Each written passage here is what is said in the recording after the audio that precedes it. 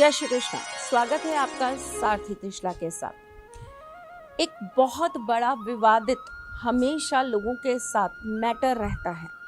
कुछ लोग बोलते हैं कि आप ये बहुत गलत चीज़ें बता रहे हो, कुछ लोग बोलते हैं कि आपने ये बताकर हमारे मन का बहुत बड़ा बोझ हल्का कर दिया। बात मैंने क्या कही, आपने क्या सुनी, मैंने क्या समझाया और आपने उसको किस तरीके से समझा, इन दोनों चीज़ों में बहुत अंतर है। मेरा प्रयास सिर्फ एक चीज़ का है, आपका भला हो।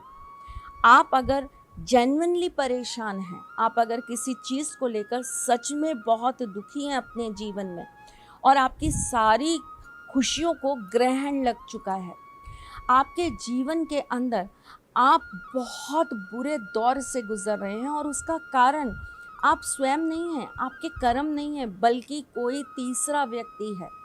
अब ये तीसरा व्यक्ति कोई भी हो सकता है। पता नहीं क्यों ये टेंडेंसी है, लोगों की सोच इस तरह की है कि वो हमेशा औरों से बहुत उम्मीद लगाते हैं, खुद के अंदर परिवर्तन बिल्कुल नहीं करना चाहते, औरों को हर चीज़ के लिए ताना मारते हैं, लेकिन आईने के सामने खड़े होकर कभी खुद को ताना क्यों नहीं मानते, कभी ये क्यों नहीं स्वीकार करते कि 100 में से कुछ परसेंट, 2, ढाई, 3, 3.5 हमारी भी गलती रही होगी। शायद इसीलिए सामने वाला ऐसा है।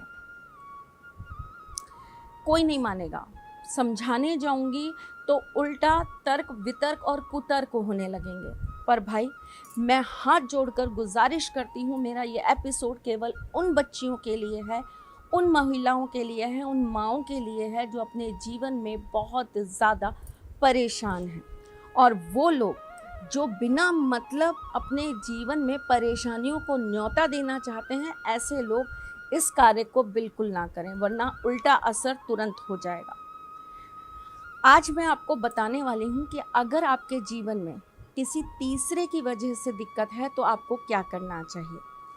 तीसरा कोई भी हो सकता है, ज़रूरी नहीं है कि वो सौत ही हो, या आपके हस्बैंड की या आपके वाइफ के एक्स्ट्रा मैरिटल अफेयर के कारण ही आप परेशान हो।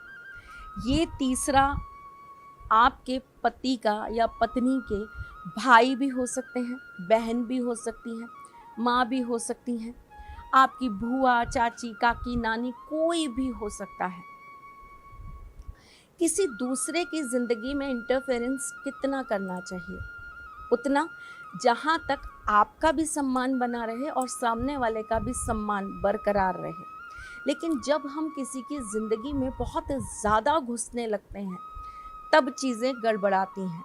आपकी नहीं गड़बड़ाती, लेकिन सामने वाले की ज़िंदगी बहुत गड़बड़ाने लगती है। मेरे पास अभी कुछ दिन पहले एक केस आया। हस्बैंड वाइफ दोनों मेरे सामने बैठे और दोनों का जो केस था वो अदालत में लगा हुआ था, डाइवोर्स का। मैंने हस्बैंड से पूछा, आप डाइवोर्स चाहते हो? बोले नहीं चाहता। मैंने वाइफ से पूछा, आप चाहती हैं? कहती हैं बिल्कुल नहीं चाहती। तो मैंने कहा, भाई आप डाइवोर्स ले क्यों रहे हो? क्योंकि आपकी कुंडली भी आपको सपोर्ट नहीं कर रही है। आपकी कुंडली देख रही हूँ तो मुझे समझ आ रहा है कि आप एक दूसरे से बहुत प्यार करते हो, आप एक दूसरे से बहुत इंटरनली अटैच्ड हो, फिर क्यों अलग होना चाहते हो? उनका जवाब सुनकर मैं अंदर से बहुत ज़्यादा हिल चुकी हूँ। उन्होंने मुझसे कहा कि मैम ये डाइवोर्स हो जाने दो। मैंने कहा फिर क्या करेंगे? रीमैरिज करेंगे, दोबारा शादी करेंगे? बोले नहीं। तो मैंने कहा क्या करेंगे? कहते हैं ये शादी टूट जाएगी ना तो हम इस रिश्ते को बिना शादी के और प्यार के साथ जी पाएंगे। मैंने बोला मतलब? बोलते हैं एक्चुअली हमारी लाइफ में सबसे बड़ी प्रॉब्लम ये है, हम साथ घूम नहीं सकते।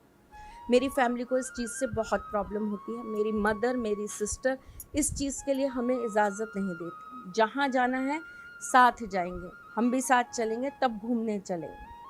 हम एक रूम में हफ्ते में 3 दिन से ज़्यादा रह नहीं सकते। बाकी शर्त ये होती है कि या तो ये मम्मी के साथ सोएंगी या मैं सोऊंगा। मेरे घर के अंदर अगर एक पर्दा भी चेंज हो गया ना तो मेरी सिस्टर को सेम वैसा पर्दा अपने घर के लिए चाहिए। उनकी जितनी बातें थी वो सुन सुनकर मैंने ऐसे करके सर पकड़ा। मैंने बोला इतना इंटरफेरेंस? बोलते हैं इंटरफेरेंस भी समझ आता है मैम। कंट्रोल, इतना कंट्रोल है कि हम दोनों एक दूसरे से नज़रें भी मिला लेना तो हमें ऐसा लगता है जैसे अभी वो आएंगे और हमारा सर फोड़ देंगे। इसलिए हम ये चाहते हैं कि ये डाइवोर्स हो जाए। ये जहाँ भी रहेंगी मैं वहाँ जाऊँगा, इनके साथ रहूँगा, इन्हें सपोर्ट करूँगा। हम एक दूसरे से ही प्यार करेंगे, हमें किसी और से शादी नहीं करनी। लेकिन शादी के नाम पर जो हमारी ज़िंदगी बर्बाद हो रही है, ऐसी शादी हमें नहीं चाहिए।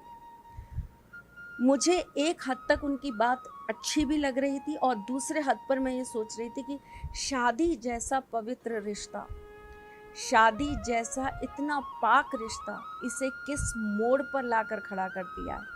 कितनी गंद मचा दी है इसके अंदर कि दो लोग जो अपनी ज़िंदगी को बहुत प्यार, सम्मान, समर्पण के साथ जीना चाहते हैं, उन्हें जीने ही नहीं दिया जा रहा। तब से मैं सोच रही थी कि क्या बोलूं, कैसे बोलूं और कैसे कोई एपिसोड बनाऊं इस पर मैंने सोचा कि आज जो दिल में है ना, बोल देती हूं और इस पर आज एक नया एपिसोड बनाती हूं। तो आज मैं आपको एक क्रिया बताने वाली हूं जिससे किसी तीसरे को लेकर अगर आपकी ज़िंदगी में बहुत ज़्यादा दिक्कतें आ रही हैं तो आप उन्हें अपने जीवन से दूर भगा सकें। अब ये तीसरा कौन है ये आप डिसाइड करिएगा और प्लीज़ निवेदन करती हूँ ये उपाय गलत तरीके से किसी के ऊपर प्रयोग मत करिएगा। चलिए जी, कुछ भी बताने से पहले ये तो बता दूं कि मैं कौन हूँ। मैं आपके एस्ट्रोलॉजर हूँ, वास्तुशास्त्री हूँ, चेहरा भी पढ़ती हूँ, आवाज़ भी पढ़ती हूँ और हाथों की लकीरें भी पढ़ लेती हूँ। चूँकि आपकी सारथी हूँ इसीलिए आपको जीवन का सार बताने चली आती हूँ। अगर आप किसी को लेकर बहुत ज़्यादा परेशान हैं और आपको उनको अपनी इस जीवन से दूर करना है तो आपको क्या करना है बता देती हूँ। सपोज़ करिए कि एक्स नाम का कोई व्यक्ति है जिसको आपको अपनी ज़िंदगी से दूर करना है और आप वाई हैं, ठीक। अब आप क्या करेंगे, 11 बार आप उस एक्स का नाम लिखेंगे, X X X X X, और 11 बार उस वाई का नाम लिखेंगे, Y Y Y Y Y. Passport size दोनों की फ़ोटोग्राफ लेंगे। जहाँ पर आपने एक्स का नाम लिखा है उसके ऊपर आप उनकी फ़ोटो लगा देंगे और जहाँ पर आपने वाई का नाम लिखा है वहाँ पर आप वाई की फ़ोटो लगा देंगे। समझ में आ गया। इन एक्स और वाई के आगे आप लिखेंगे उच्चाटन। 11 बार एक्स वाई लिखा आपने और 11 बार ही इनके नामों के आगे लिख दिया आपने उच्चाटन।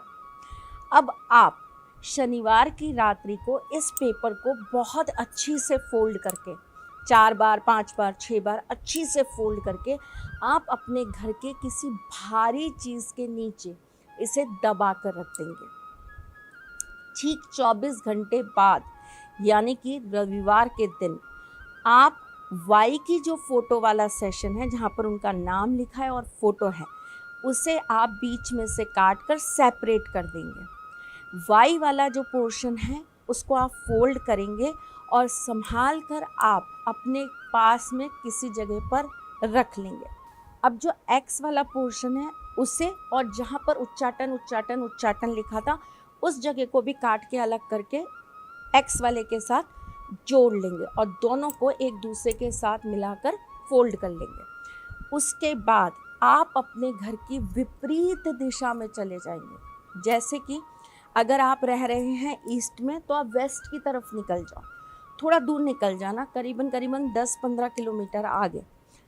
वहाँ पर आपको पूरे रास्ते 10 मिनट का 15 मिनट का जो भी आपका ड्राइव होगा आपको उतने पूरे रास्ते उस पेपर को फाड़ना है और उसके छोटे छोटे बारीक बारीक टुकड़े करके उस रास्ते पे बिखेरते बिखेरते बिखेरते बिखेरते चले जाना है। साथ में वो जो फ़ोटो है उसे भी आपको बिल्कुल फाड़ लेना है और उसे भी आपको बिखेरते हुए चले जाना है।